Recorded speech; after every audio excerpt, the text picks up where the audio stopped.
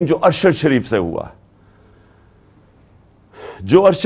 ہوا ہے، جو ویڈیو دکھائی گئی ہے ٹی وی پروگرام پہ کل، میرا پہلا سوال یہ ہے کہ ایک ٹی وی اینکر کے پاس کیسے ویڈیو آ گئی، جبکہ اس کی والدہ جو پوسٹ مارٹم کے ریزلٹس مانگ رہی ہیں ان کے پاس تو نہیں آئی، ٹی وی اینکر کے پاس کیسے آ گئی؟ اور میرا نمبر 2 سوال یہ ہے کہ کون اس کی تحقیقات کرے گا؟ کون اب کینیا سے کیوں نہیں انہوں نے کینیا فوری طور پہ لیٹر لکھا کینین اتھارٹیز کو، گورنمنٹ کو لکھنا چاہیے پوچھنے کے لیے کہ شروع کا تو بیان یہ تھا کہ جناب وہ رانگ آئیڈینٹی پہ مارا گیا ہے، اور اب واضح ہو گیا ہے کہ یہ ایک پلان کر کے تشدد کیا اس کے اوپر، اس کے بعد گولی ماری گئی۔ تو جب تشدد کیا وہ کون تھا جس کو سب سے زیادہ تکلیف تھی ارشد شریف کی رائٹنگ سے، اس کی تحقیقات، اس کی جو انویسٹیگیٹو جرنلسٹ، کون تھا جس کو خطرہ تھا اس سے؟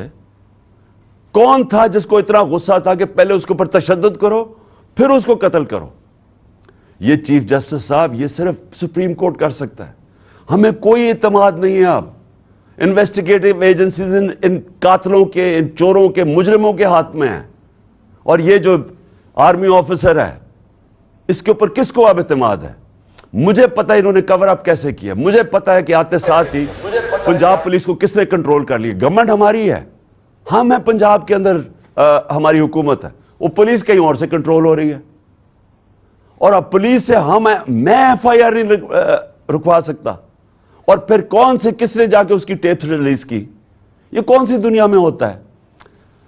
ہم سر بنانا ریپبلک بننے جا رہے ہیں۔ بنانا ریپبلک کے اندر ادھر کوئی انصاف نہیں ہوتا، اس لیے وہ بنانا ریپبلک ہے۔ وہاں جنگل کا قانون ہوتا ہے، اور یہ جنگل کا قانون بننے جا رہا ہے، اور اس وقت یہ ملک کو بچانا ہے آپ نے۔ دیکھیں ملک اس وقت اداروں کے اندر، قوم جو ہے وہ اداروں کے اندر اعتماد کھو بیٹھی ہے، اس کو بحال کرنے کی ضرورت ہے۔ ملک اداروں کے بغیر نہیں چلتا، ادارے ملک کو چلاتے ہیں۔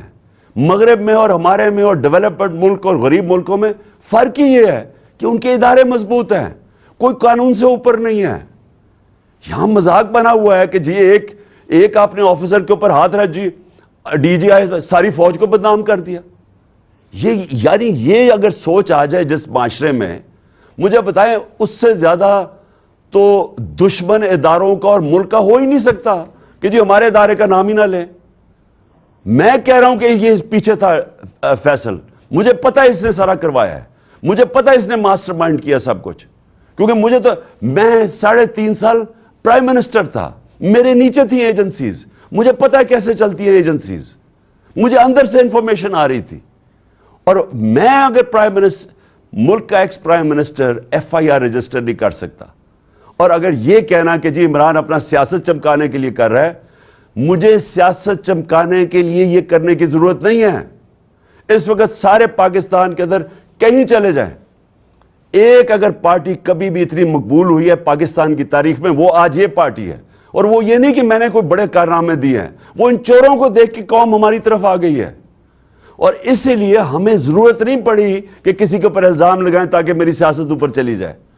یہ ملک کا مسئلہ ہے، اور چیف جسٹس صاحب یہ ملک کی فیوچر کا مسئلہ ہے، اور یہ فیوچر آپ کے ہاتھ میں ہے۔ اس ملک کی عدلیہ کے اوپر ساری قوم دیکھ رہی ہے۔ اس وقت لگتا ہی ہے کہ بس یہ جو چاہے گا، یہ فیصل جیسے لوگ جو چاہے گا، ان کے سامنے کوئی کھڑا ہی نہیں ہوتا، اور یہ ملک سے دشمنی ہو رہی ہے۔ ملک تب تکڑے ہوتے ہیں، میں پھر سے آپ کو کہوں، جدھر قانون کی حکمرانی ہوتی ہے۔ اور میں آخر میں خاص طور پہ پاکستان کی وکلا کمیونٹی کا خاص طور پہ شکریہ ادا کرتا ہوں کہ جس طرح وہ کھڑے ہوئے ہیں، اور مجھے خوشی یہ ہے کہ وکلا یہ سمجھ گئے ہیں کہ اب ان کی ذمہ داری ہے رول آف لا، قانون کی حکمرانی قائم کرنا پاکستان کی وکلا کمیونٹی کی ذمہ داری ہے۔ اور یہ ایک ڈیفائننگ مومنٹ ہے پاکستان میں۔ ہر وہ آدمی جو اس ملک میں رول آف لا چاہتا ہے، اور رول آف لا کے بعد ہی حقیقی جمہوریت آتی ہے، اور حقیقی جمہوریت ہی حقیقی آزادی ہوتی ہے۔ یہ سب اکٹھے چلتے ہیں۔ اس وقت کچھ بھی نہیں ہے یہاں. تو میں وکلا کے اوپر بھی آج ان کا شکریہ ادا کرنے کے بعد میں امید لگاتا ہوں کہ آپ اپنا رول پلے کریں گے. اور میں اپنے سارے جو آج لوگ آئے ہیں اور جو آج جدھر سے ہماری مارچ شروع ہو رہی ہے، میں آج سب کو پیغام دینا چاہتا ہوں کہ دیکھیں یہ عمران خان کے لیے نہیں ہو رہا سب کچھ، یہ آپ سب کے لیے ہو رہا ہے. یہ اس ملک کے مستقبل کی جنگ ہے، یہ اس قوم نے جیتنی ہے. آزادی قومیں اپنی آزادی کی جنگ جیتتی ہیں. عمران خان تو میں تو کوشش ہی کر سکتا ہوں، لیکن آپ سب نے اس میں شرکت کرنی ہے، کیونکہ مستقبل آپ کا ہے اور آپ کے بچوں کا ہے. اور جب تک کہ ایک قوم اپنی آزادی چھینتی نہیں ہے، آزادی کوئی پلیٹ میں نہیں دیتا، تو اس کے لیے جدوجہد کی ضرورت ہے. میں تیار ہوں، جب تک میں زندہ ہوں میں اس کی پوری جدوجہد کروں گا. جب تک میں زندہ ہوں میں کبھی پیچھے نہیں ہٹوں گا. اور میں انشاءاللہ پنڈی پہنچوں گا، اور جب یہ قافلہ انشاءاللہ پنڈی پہنچے گا میں ان کو وہاں ریسیو کروں گا، اور میں سارے پاکستان سے اپنے لوگوں کو انوائٹ کروں گا، سب کو کہوں گا آئیں. کیونکہ یہ اس وقت جو اس ملک کی حقیقی آزادی میں شرکت نہیں کرتا، وہ یاد رکھیں کہ وہ اللہ نے ہمارے دین کے اندر یہ ہمیں حکم دیا ہے کہ ظلم اور نا انصافی کے آپ مقابلہ کرو، جس کو کہتے ہیں جہاد. یہ اللہ کا ہوتا ہے. آزادی کے لیے کھڑے ہونا یہ اللہ کا حکم ہے ہمیں.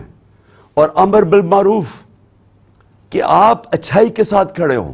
یہ جو چور سارے اکٹھے ہو گئے اور اوپر بیٹھ گئے ہیں، قومیں چوروں کے خلاف اور کرپشن کے خلاف لڑتی ہیں. کوئی ایک آدمی نہیں کچھ ٹھیک کر سکتا. تو میں ساری قوم کو آج دعوت دیتا ہوں کہ ہمارے ساتھ اس مارچ میں شرکت کریں.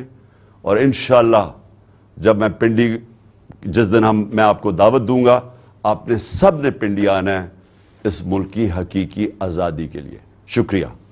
اور یہ خاص اللہ کا معجزہ ہے کہ اتنی گولیاں لگنے کے باوجود کوئی بھی ایسا نہیں ہوا کہ اگر وہ گولیاں تھوڑی ادھر ادھر ہو جاتی تو شاید بہت زیادہ لوگ جان کھو بیٹھتے. تو میں آج اپنے سارے جو آج یہاں آئے ہوئے ہیں وزیر آباد میں، آپ کے لیے بھی اور جو بھی میرے پاکستانی دیکھ رہے ہیں، میں آپ سب کو مخاطب ہوں. سب سے پہلے یہ جو حادثہ ہوا، یہ جو حادثہ نہیں، یہ جو پلان کر کے مجھے قتل کرنے کی کوشش کی گئی، میں پھر پہلے واضح کر دوں کہ یہ سپٹمبر میں پلان بنا تھا. سپٹمبر میں پلان بنا تھا. 24 سپٹمبر کو اس پلان کا میں نے پبلک جلسے کے اندر میں نے یہ بتایا کہ یہ پلان بنا ہے. میرے خیال میں جلسہ رحیمی اور خان تھا کہ یہ کس طرح دینی انتہا پسند کے اوپر ڈالیں گے.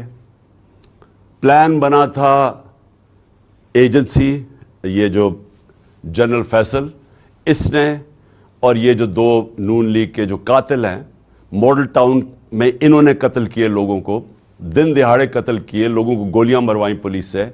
شہباز شریف نے ایکسٹرا جوڈیشل کلنگ، پولیس مقابلے میں لوگ مارے، اس کی ہیومن رائٹس نے اس کے اوپر پوری رپورٹ دی ہوئی ہے. رانا ثناء اللہ کے اوپر جو 18 قتل ہیں یہ عابد شریف کے باپ نے کہا ہوا ہے. تو یہ قاتل ہیں. انہوں نے مل گئے یہ جنرل فیصل کے ساتھ، انہوں نے یہ پلان کیا. پلان کیوں کیا؟ کہ اگر دینی انتہا پسند مارے گا تو ان کے اوپر سے ساری ذمہ داری اٹھ جائے گی. اس کا مطلب کہ عمران خان نے لوگوں کو کوئی توہین مذہب کیا، کوئی اس نے توہین رسالت خدا نخواستہ کی، اس کی وجہ سے یہ ایک اشتعال میں آ کے ایک دینی انتہا پسند نے قتل کیا. یہ سارا پلان تھا. ہمیں پتہ تھا. میں نے 2 جلسوں میں پبلک کو بتایا کہ یہ پلان بنا رہے ہیں، اور یہ پلان پھر وزیر آباد میں سامنے آیا. اور یہ جس لڑکے نے گولیاں چلائی، ایک دم کور اپ شروع ہو گیا کہ جی بس وہ ایک دینی انتہا پسند تھا اور وہ اذان نہیں تھی اور یہ اور سارا جو مذاق کیا گیا وہ بھی کور اپ تھا. پیچھے یہ بیٹھے ہوئے تھے جو پورے کنٹرول کر رہے تھے کہ نیریٹو کیا ہوگا. اور پھر جب یہ ہمیں پتہ تھا کیونکہ مجھے تو پتا تھا پہلے ایک ادھر سے گولیاں آئیں پھر دوسری طرف سے آئیں.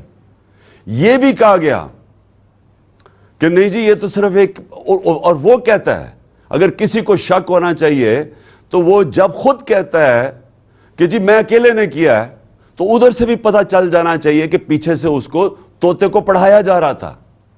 اور اب جب فورینزک ہوا ہے اس کنٹینر کا تو واضح ہو گیا کہ 2 مختلف قسم کی گولیاں استعمال ہوئی, یعنی 2 شوٹر تھے.